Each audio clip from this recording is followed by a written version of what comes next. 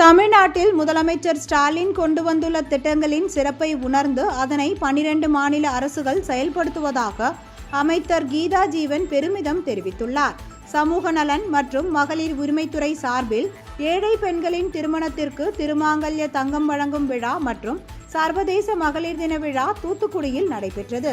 இந்நிகழ்ச்சியில் தமிழக சமூக நலன் மற்றும் மகளிர் உரிமைத்துறை அமைச்சர் கீதா ஜீவன் கலந்து கொண்டு 276 பயனாளிகளுக்கு 1,79,40,000 ரூபாய் மதிப்பிலான தங்க நாணயம் மற்றும் 1,10,75,000 ரூபாய் நிதியுதவி வழங்கப்பட்டது. பின்னர் பேசிய அமைச்சர் கீதா ஜீவன், முதலமைச்சர் ஸ்டாலின் கொண்டு வந்துள்ள திட்டங்களை பார்த்து வியந்து அதனை இந்தியாவில் உள்ள 12 மாநிலங்கள் பின்பற்றி வருவதாக தெரிவித்தார்.